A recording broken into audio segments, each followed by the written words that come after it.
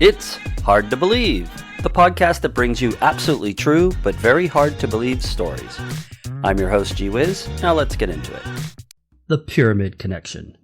Did prehistoric people visit America? Let me guess. You were probably taught in school that at the end of the last ice age, about 12,000 years ago, for the first time ever, humans traveled on foot across the Bering Land Bridge from Asia into North America, and then eventually spread southward all the way to modern-day Chile in the southern hemisphere. This Bering Land Bridge theory was accepted as fact until recently. In 2009, scientists working in New Mexico discovered fossilized human footprints from at least 21,000 years ago, which proved that we arrived in North America much earlier than we were taught. Also, in northern Mexico, human-created stone tools were found in Cueva del Chiquijite that date back to over 31,000 years ago.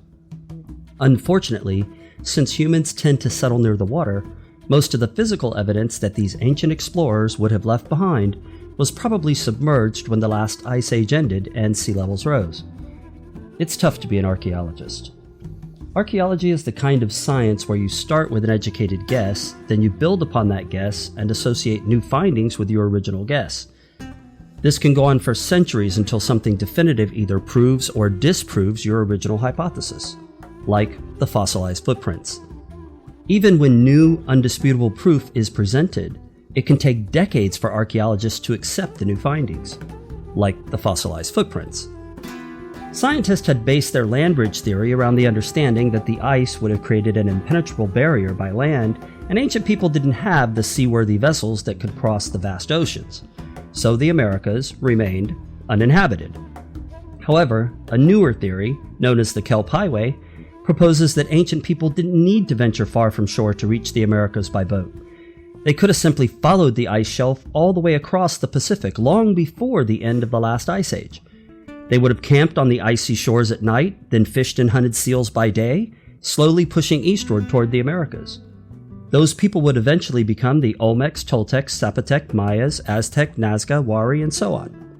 We also have strong evidence that the early Europeans did the same thing, except to cross the Atlantic.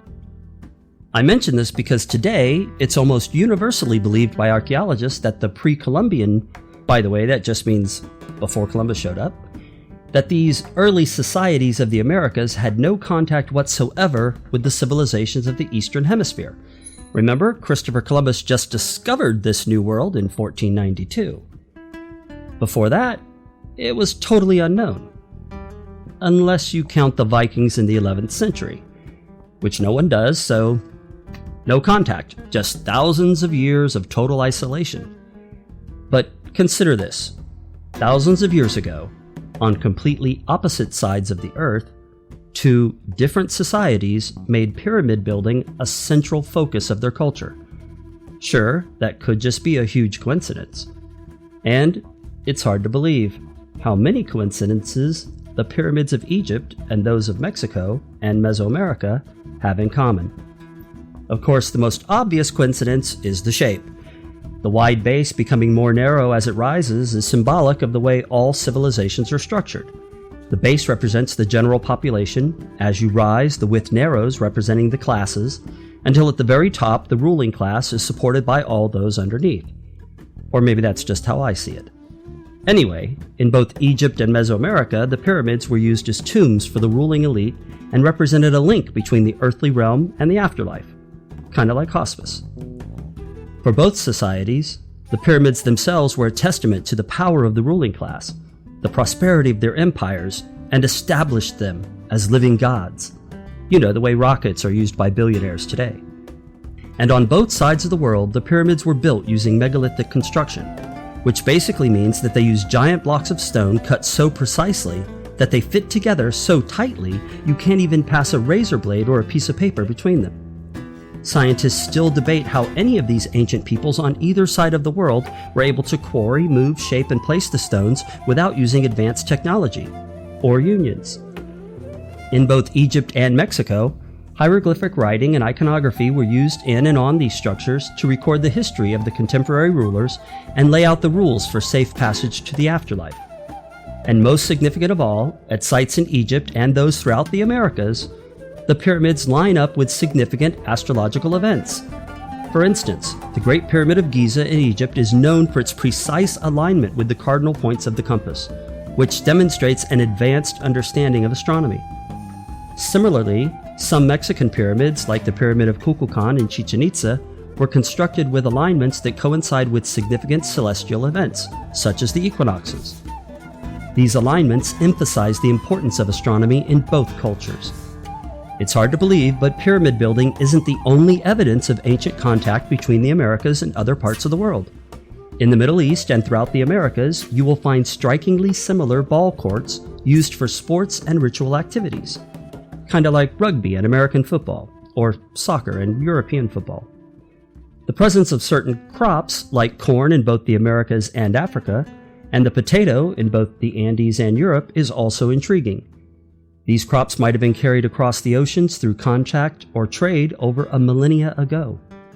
And then there are the out-of-place discoveries, like Roman coins found in Venezuela and Maine, or the numerous ancient Egyptian words that are still part of the indigenous Hopi language of the American Southwest, or the time I found my son doing the dishes.